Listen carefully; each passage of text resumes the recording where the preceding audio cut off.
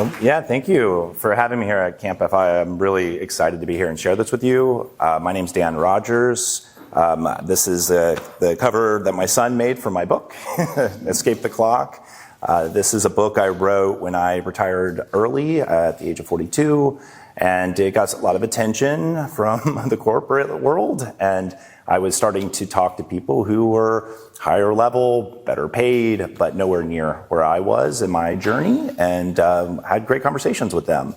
And talking to these folks, they made it very clear they felt very trapped by the clock. They felt they just went where their calendar told them, pick up the kids, go to this meeting, do this thing, and that's not really the life we all envision for ourselves. And reclaiming our time is a powerful thing to do. So I wish I could say that I'm an FI pioneer who has some crystal clear picture of, I was going to make this much money and then I'll have the life I wanted, but that would be a lie. I would just be lying to you. That was not my journey. It was actually something I tripped upon out of desperation.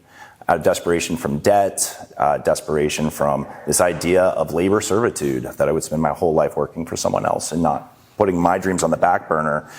And I didn't want to work into my 60s. I had no interest in that whatsoever. I got good at work, I think, over the time, but I wasn't really enjoying working at corporations and having my time controlled. What I enjoy doing is shooting pool. I enjoy playing video games. I enjoy writing. But it's really hard to get paid to do those things, is what I've learned.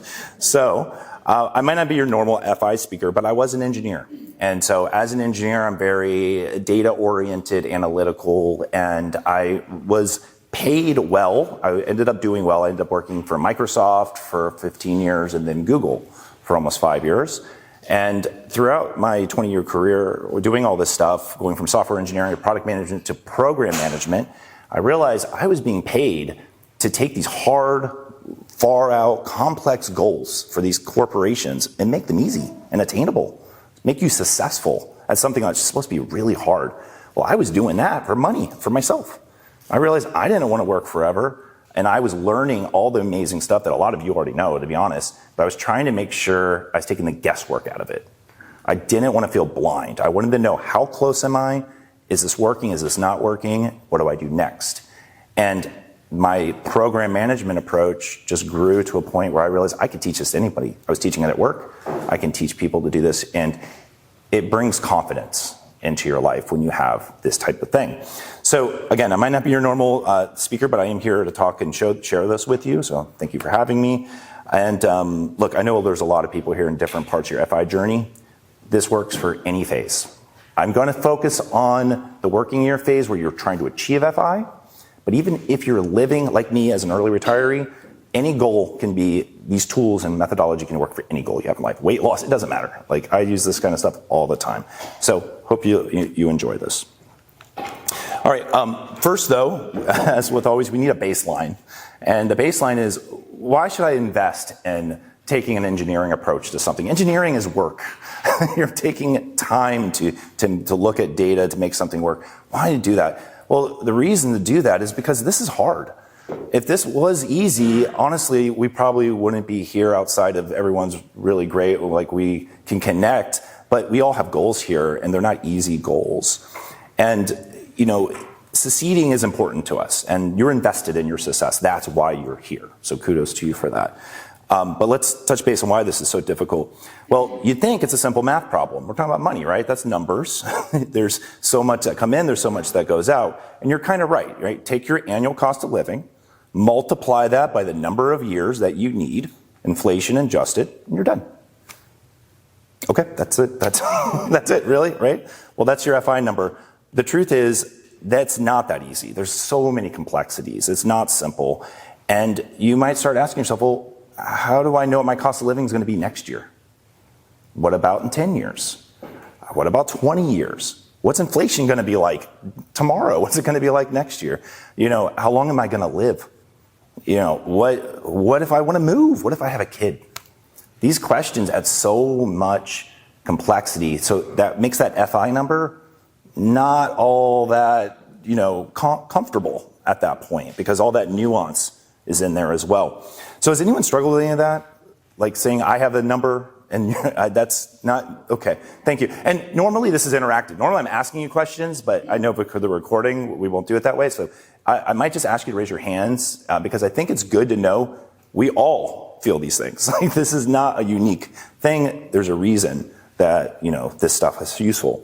So there's a lot of unknowns. And so what happens because of that? We get stuck in decision paralysis a lot of the time. It's very normal to go, okay, well, more information. You need to make a decision. But more information can backfire. It can actually get you stuck.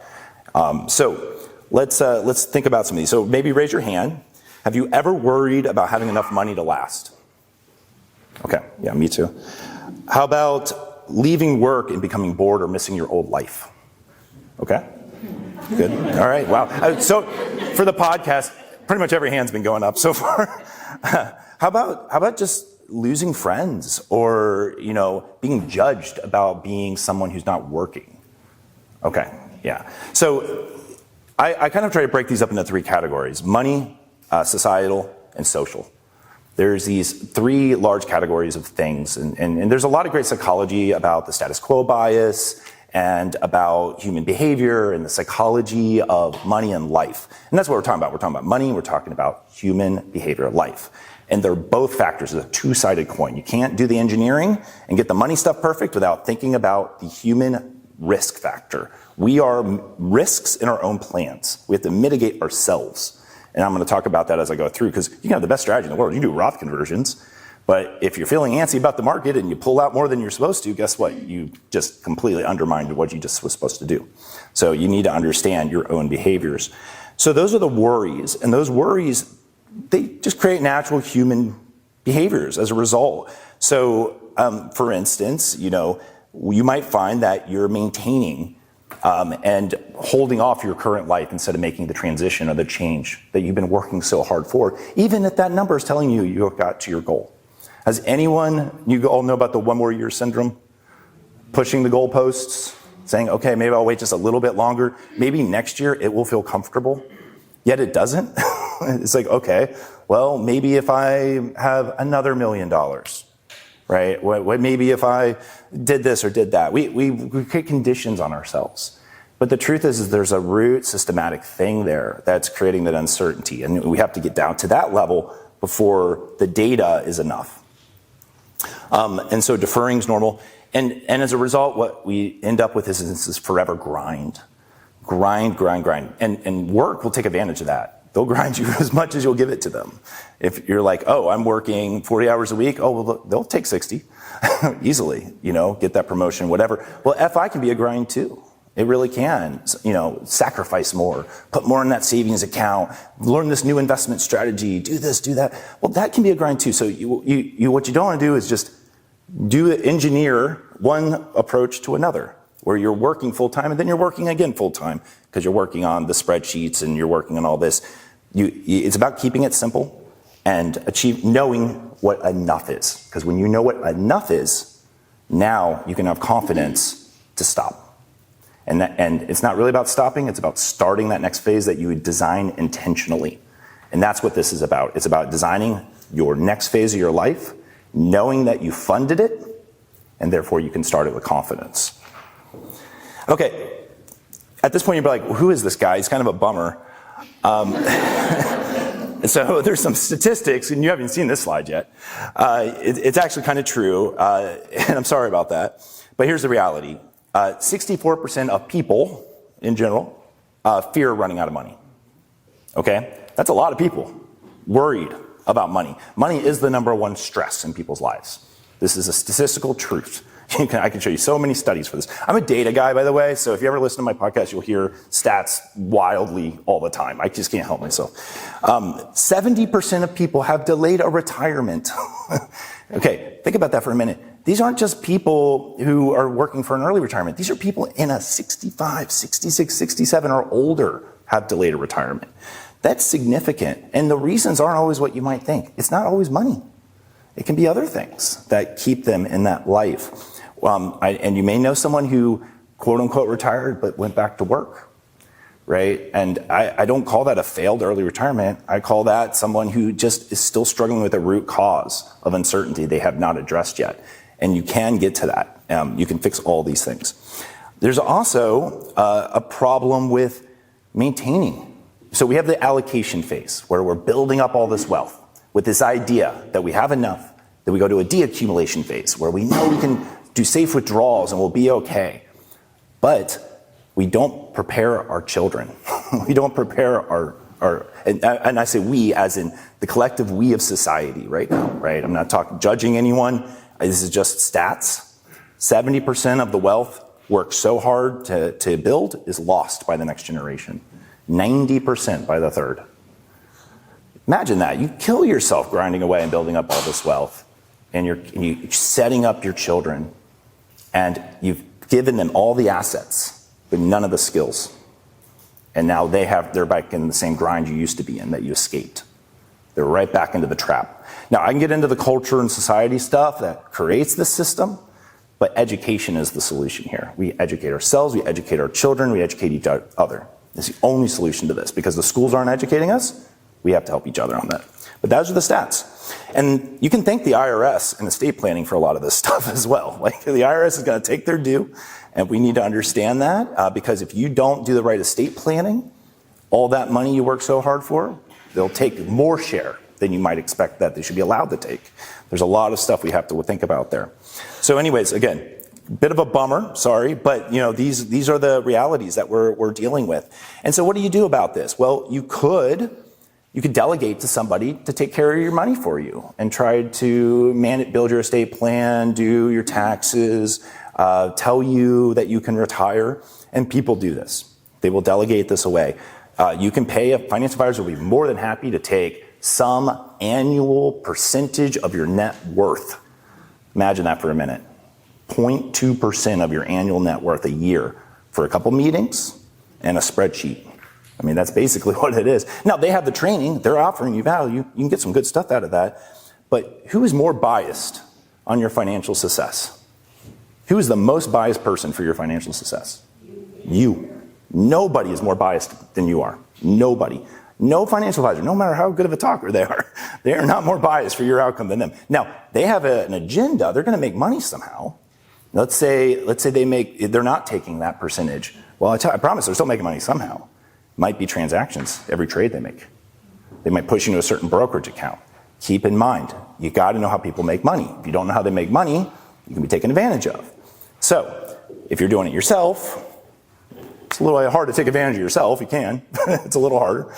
But that's one thing to keep in mind. You could pay someone to do this. A lot of people do that. Nothing necessarily wrong with that, but it is an expense.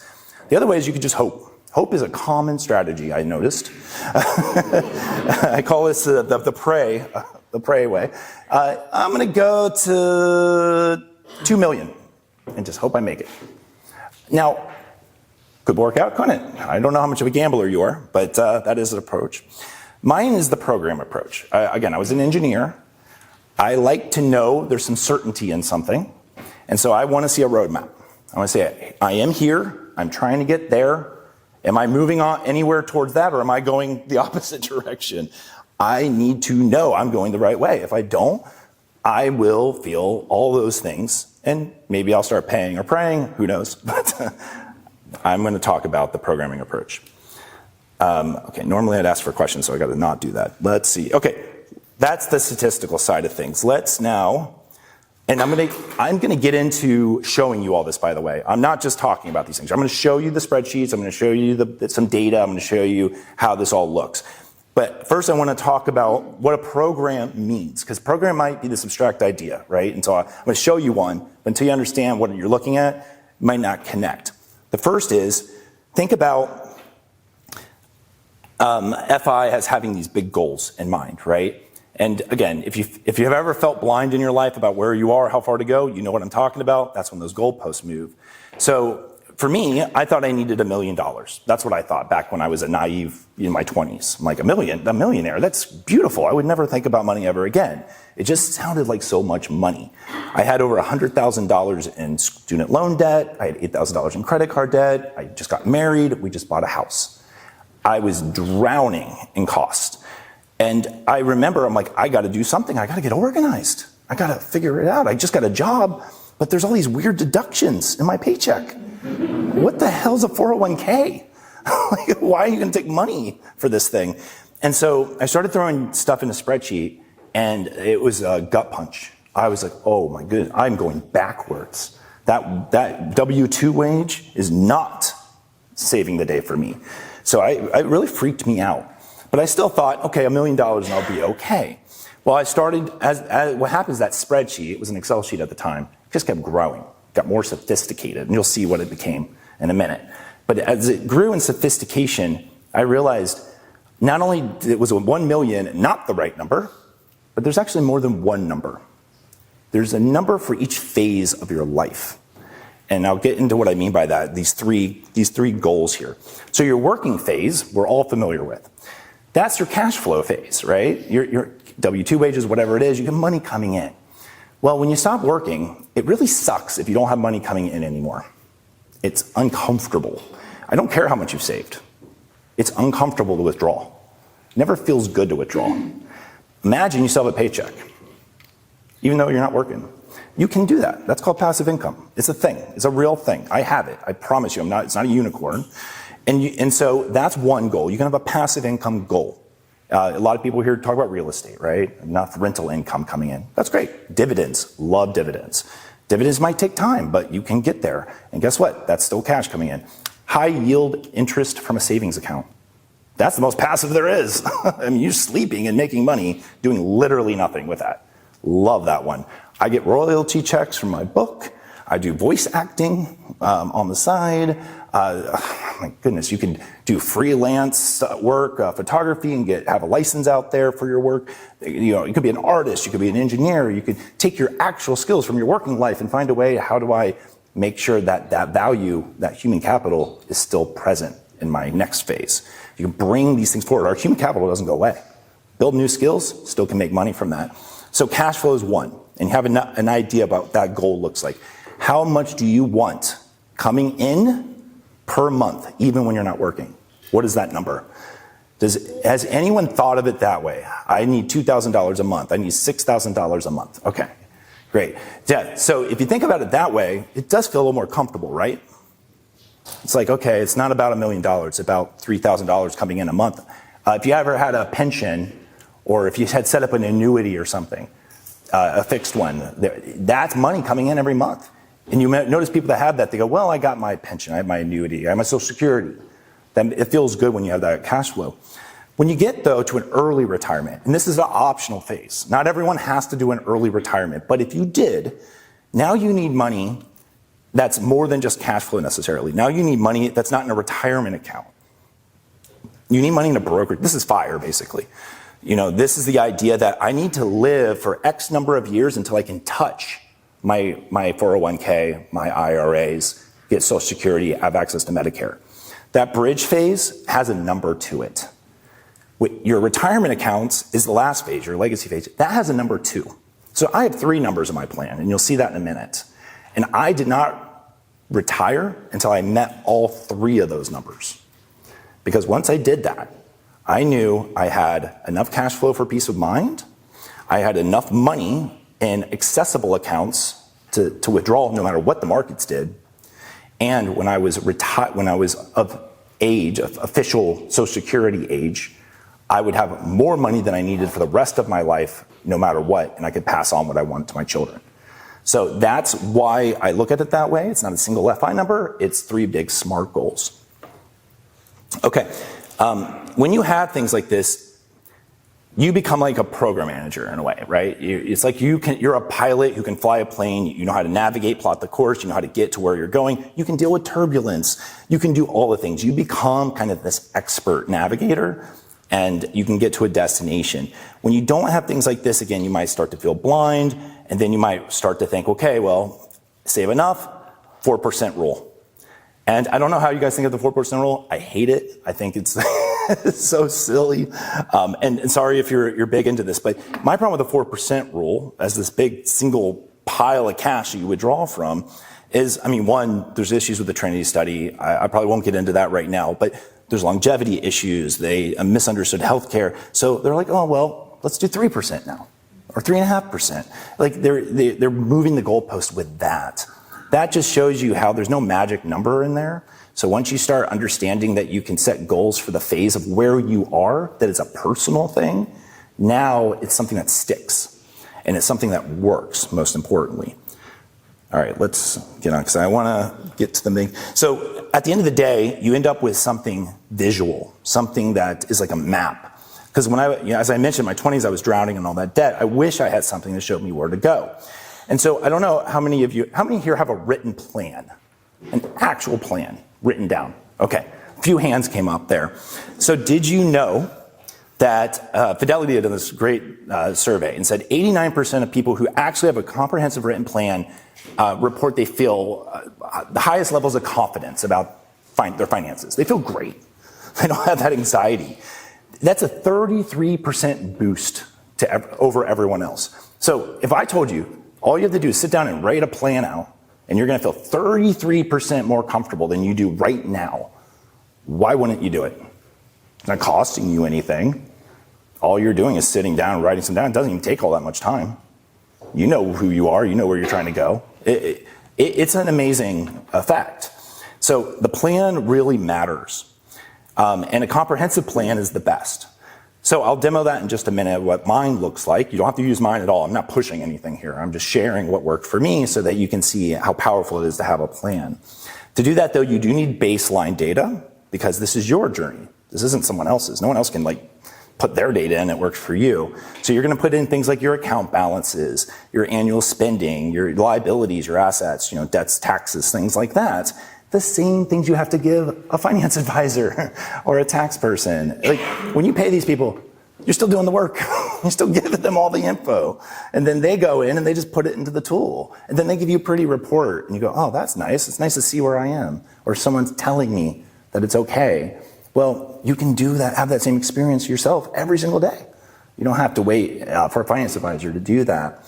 More importantly, when you do talk to a finance advisor, you have something you can show them. Something they instantly will understand, and you can get a lot more out of that meeting. Because otherwise, there's a lot of confusion and back and forth.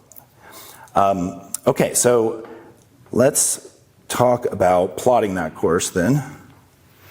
So that, like I mentioned, there's this roadmap. It's this visual thing, okay? And when I show you what this looks like, you'll see what I mean.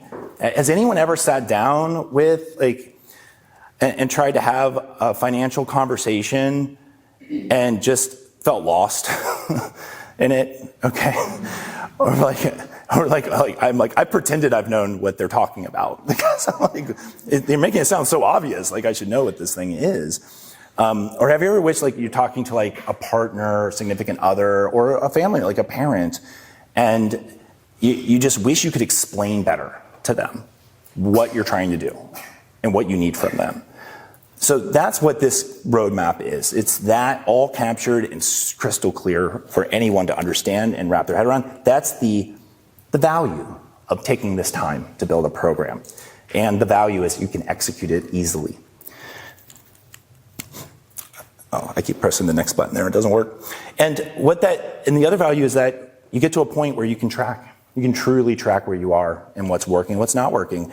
How many here track net worth as your main goal? Wow, pretty much every hand went up. Who feels confident that net worth is the right metric? Almost no hands went up. Okay, that was fascinating. Didn't expect that. So I've had experts on talking about net worth on my show, and how it's kind of the best that we have, but it's also crap. It doesn't really tell you all that much. Now, the truth is, when you can set any goal you want, you can measure anything and you can see your progress towards it. Net worth is just a number. It is this all-encompassing wrap-up number, right? It's looking at your assets, your liabilities, it's giving you kind of a picture. It's a useful number, it really is. But I promise you, trying to retire on net worth alone can be very uncomfortable. Because, what is that number? It's so broad, it's hard to really know that it's doing much for you. So once you start to break down these other goals, what you end up with is these projects, like to-do items, like task lists. Very clear, tomorrow I'm gonna go do this, I'm gonna do that, I'm gonna see if it worked, I see if the thing moved. You're burning them down. So imagine you have 30 items, completing them, and you're seeing do the metrics go up or not. That's what a program is. You're seeing progress or you're not seeing progress.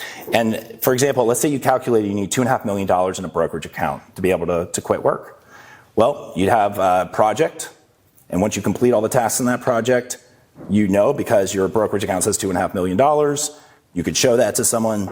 If a finance advisor looked at it, they'd be like, oh, those are the things you did to get there. You know, you can learn optimizations from that. And most importantly, you can put mitigations in place. Because life is full of unknowns. As soon as you create a plan, it's stale. That's the truth. Life is constantly changing all the time. So how many here have worried something is going to go wrong, but you have no idea what it is? Yeah, me too. Yeah, and you worry something's going wrong and you have an idea what it is. Maybe you have a family history of medical issues, or someone who has a really great knowledge of an industry, and you see signs, something's about to happen in that industry. Life will humble us very much. I've been there plenty of times. It's usually health for me. We have diabetes in my family, Ehlers-Danlos in my family, anxiety, and these have caused setbacks, financial setbacks in my plan. Having a child, anyone know what the cost of having a child is in your FI journey? It's expensive. It's very expensive. A kid costs a lot of money. Anyone understand the cost of a chronic medical condition in your FI journey? That's expensive too, especially in America. So these things have cost to them, but they're expenses. And all expenses can be mitigated, all of them. Healthcare comes up a lot. Healthcare is an expense. That is all it is. It can be mitigated, I promise you.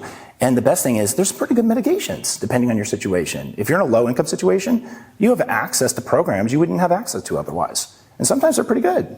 So once you know what you're trying to accomplish, you can get help with your plan and you can find ways to get there. And then you think like a program manager. I'm executing, but what might go wrong?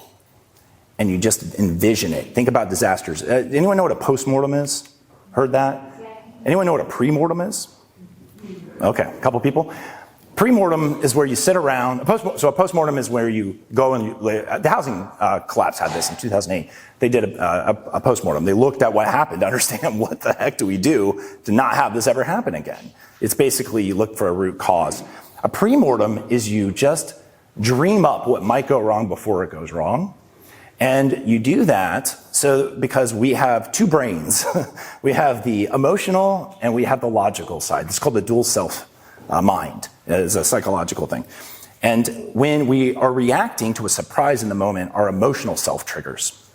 And guess what? Your emotional self is not very good at handling things. It will, if you're in the moment and the emotional self kicks in, you are likely to make mistakes. You're likely to have regrets. Now, the logical self is the planner. And this is all I'm getting at is when you lean into planning, your logical brain kicks in. And when you're imagining what could go wrong before it goes wrong, you're coming up with plans or contingencies. Now, when those things go wrong, if they go wrong, your emotional self doesn't have a chance. It doesn't activate. Your logical brain activates instead. You go, oh yeah, I thought about this. You've cached it. It's already there. And you start acting that way. Better yet, sometimes you're like, oh, if I do this, it won't happen. And you put pre-contingencies in place. Those are the best. I love those. So building a savings buffer. You know, there's hundreds of these. So anyways, a program manager is also a risk manager. So you'll get into that in the demo in a second. Okay, I'm going to demo now. That's enough talking about this stuff. You all understand why you're here, what we're trying to do. I do want to mention this is a free tool. I took my spreadsheet, I put it in a template, and I just put it for free on my website. I'm not selling anything. There is a newsletter there. You can opt out of the newsletter if you don't want that. That's fine. But this is just the tool. If you like it, use it. I don't need you to use this tool. I need you to use something to make your plan, even if it's a piece of paper. That's the idea here, okay? Now, if you use Fidelity or an app or whatever, that's fine. I do need to ask you the question, though. Is it the whole picture? It cannot be a partial picture. This does not work with partial data. You need the whole thing. So ask yourself that when you're looking at it, and that you're actually getting the value you want out of it. Okay, let me flip over. Let's get the actual demo going. Sorry if that's a little hard to see. But what you might see here, if you're kind of looking, is a couple things. One, there's a target age on this. So target retirement age, this is a person who is in a higher cost of living area. They might have, because of that, they have a little bit more income. I'm using all sample data because I didn't want to put my personal data up here. But this individual is having a target age. How many of you who either is on this journey or have completed this journey had a target age in mind, a specific age you were hoping? Okay. How many of you just kind of guessed and just picked one? I imagine that's probably all of you, let's be honest. Like, how did you know, right? Like, so here you'll see it's data driven. This target age is based on data, and I'll show you in a minute how they got to that age. Also, the same with the wealth goal. So I mentioned 3 big SMART goals, right? This is one of them. Here, they believe they need $1.9 million in brokerage accounts or non-retirement accounts to be able to leave work. I'll get into a minute, different options on that. And here we have a retirement account with 1.9 as well. So, and I'll show you how many years and stuff. But imagine you put this in front of like a finance advisor or your partner or friend or whoever. There's a lot here they should be able to kind of just understand right away. One, they had a planning project where they put all this together, fine. But here, I bet you, even if I don't read any of this out to you, people could probably explain to me what this person's trying to do or where they are. They're, cost control stuff. They're calculating their cost of living. They're trying to apply budgets for food. They're putting contingencies in place, like, okay, I'm going to try to optimize my mobile phone. I'm paying too much there. I might set a reminder to switch providers every 2 years, dropping subscriptions, things like that. And then they get into things like debt. And you can see this person successfully accomplished this milestone, which is this M3, which is to live a debt-free life. And I'll show you what these milestones are in a moment. We're gonna blow all this open, okay? This is just the highest level. This is like the output.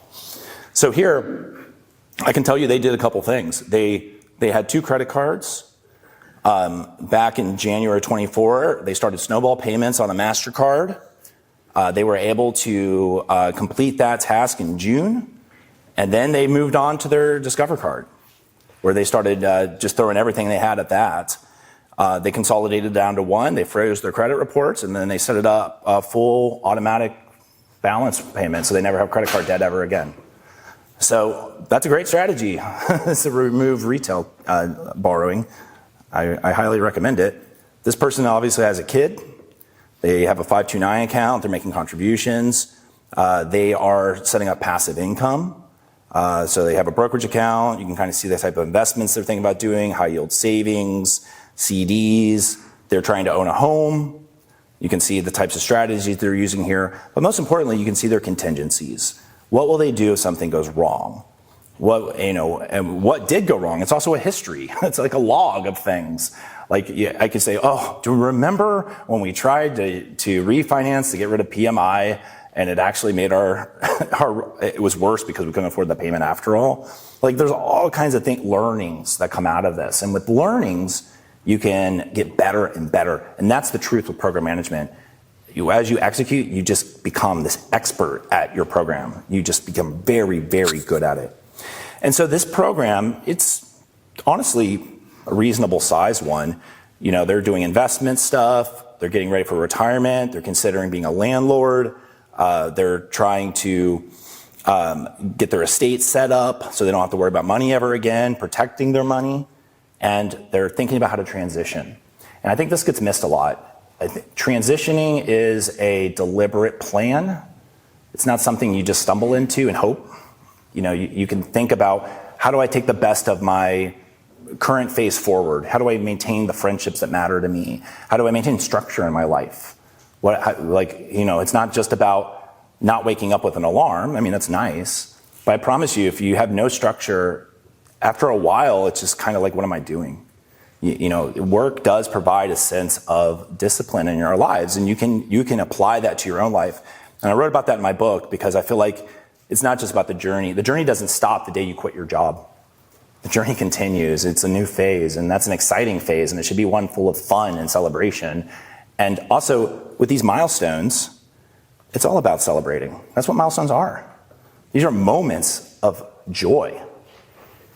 You complete one of these things, you go out to dinner, you brag about it. And I feel like there's not enough bragging in this community. I wish there was more. I really do.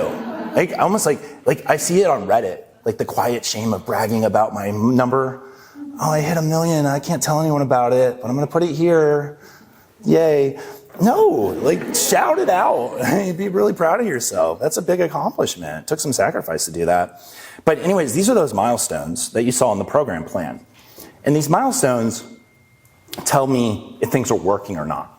This is some of the SMART data. So don't worry about the planning milestones, but let's go to these M1 through 13 for a moment. One is no plan is great on its own until you've gotten a second set of eyes on it. I do this for free. I help build plans, it's seriously free. On my website, schedule time, I will help you make this thing, or I will review yours with you to make sure, because I promise you, we have blind spots, we all do. So have someone look at it. Could be a finance advisor, could be a friend, it could just someone you trust. But in this case, this person was budgeting, they're trying to get their cost of living to a specific goal. Because I promise you, a lot of people their lives will just basically expand naturally. It's just normal. Expands with a job promotion, expands with a new location. And you can control that size of your life. You really can. You don't always have to move to do it, even that's a big, geographic arbitrage is a huge strategy. If you move, you can shrink it easily, but you can do it within your life as well. And so you can see this person, they're working on it still. They're not done. Right now, their average cost of living is around $108,000 a year, but they're trying, or $120,000. They're trying to get it down. Actually, this person's done. I just noticed that. So yeah, once you get it within goal, it's going to be completed. So I'm going to actually complete this. And so credit cards, they're at $0 balance on their credit cards. 529 account, they're at $70,000. This automatically pulls this from the other parts of the sheet, which I'll show you in a minute. But they're hoping to get $85,000 into a 529 account. That's what they're trying to do. And automatically their accounts are at this. And they're estimating, and I'll show you how we get these numbers, that maybe by February of 2027, they'll be there. Same with dividends. They're hoping that they're making at least $1,500 a month in dividends. Well, they're only at $460. That's fine. It takes time. But once you get there, you're there. And there's lots of different strategies to get there.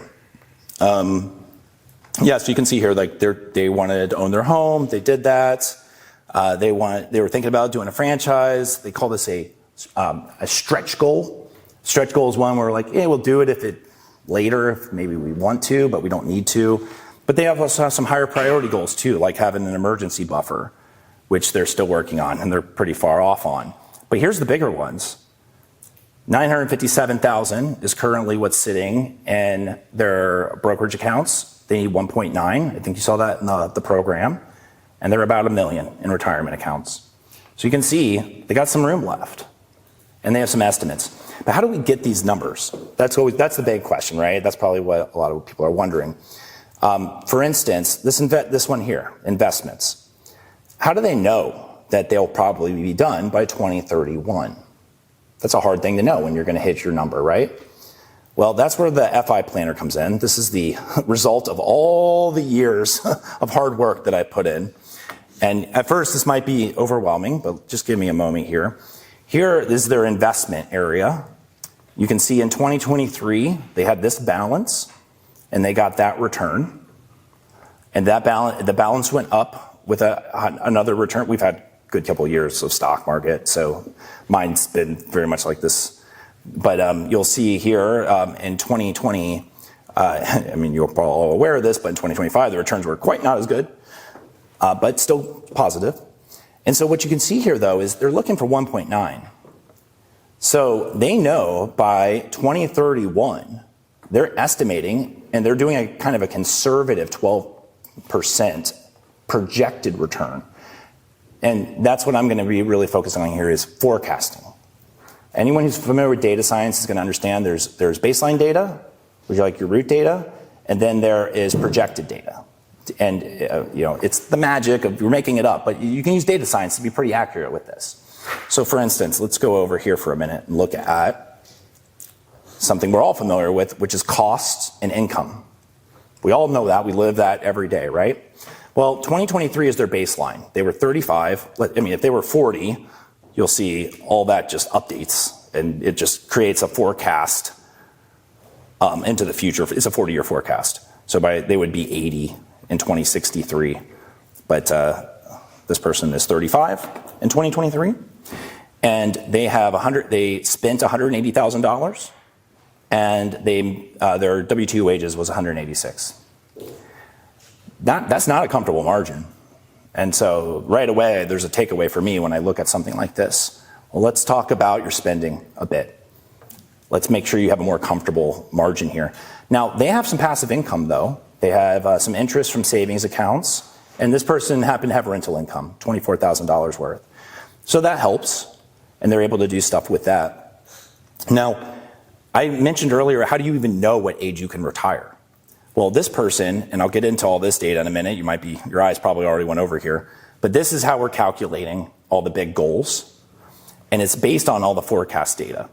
So by 2032, this person will be 44 years of age. They didn't just pick that age. They were thinking 45 was going to be their goal. But as they put the data in, and they ran the program for a couple years, so you'll see, the gray areas is real data, that means they've locked it in. White is forecasted. You can see they started to get a sense like, oh, I'm ahead of schedule. I actually can do this a year earlier. And then they just changed their target age. Now, if they wanted to say, no, I'm going to stick with 45, well, watch, things are going to change if they do that. As soon as they do that, all these numbers are going to change down here, because now what we've done is we've changed the bridge period and the retirement. So these are spans, right? They're amounts of time.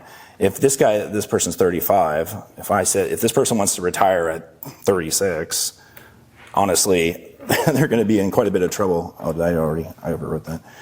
But yeah, so 36, and then their target retire 67. Yeah, they're going to need a lot more years of bridge goals to get to that point. Did that update? 1 second.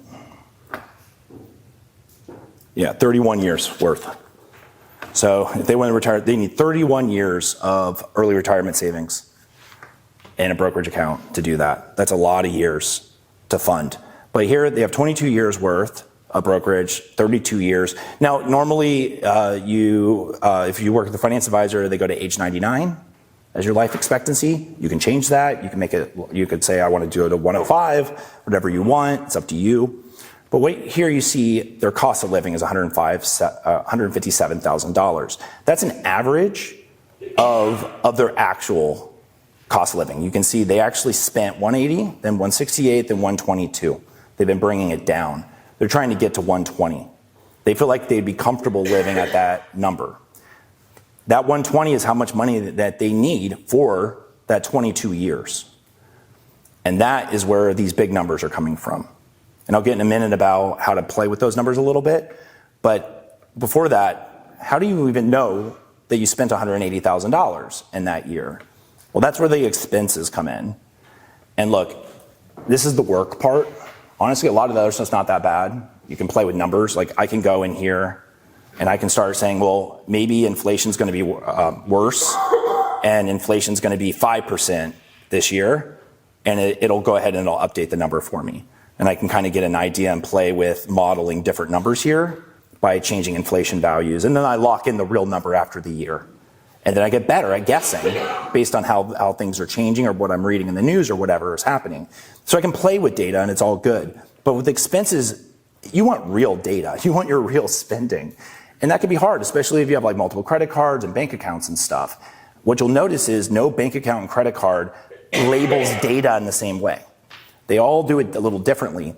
If you go into like a brokerage, sometimes they'll just ask you for the number because they're just like, I don't know how to get this data. You have to just tell me what it is. So for me, I have a process of basically dumping it all in here.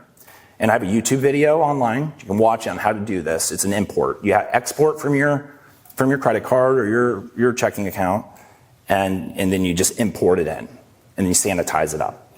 Now, maybe at some point I'll take AI and make this really easy, but right now this is the way I've always done it. And actually I like doing it manually because as I go through it, I instantly go, oh, I spent on that. Why did I do this? Oh, that cost went up.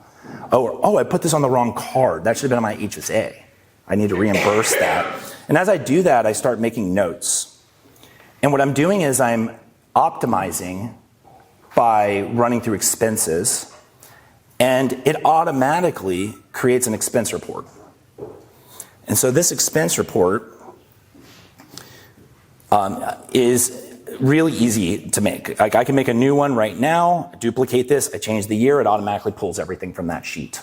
So once you put it on that sheet, it automatically has formulas to pull stuff by the year based on these categories. You can even create your own categories. Create a new category, you just put the label there, it will automatically pull it in.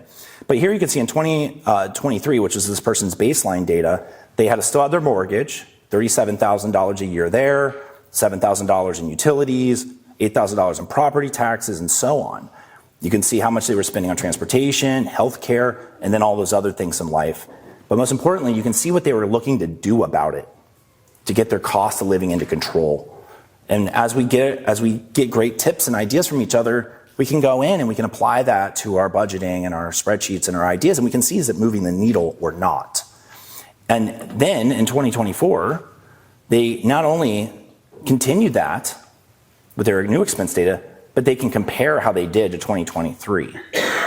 And they can actually see where they're doing better, where they're doing worse, and maybe why, and there's usually rationale for why, right? Like, oh, my kid now is in college or whatever it is.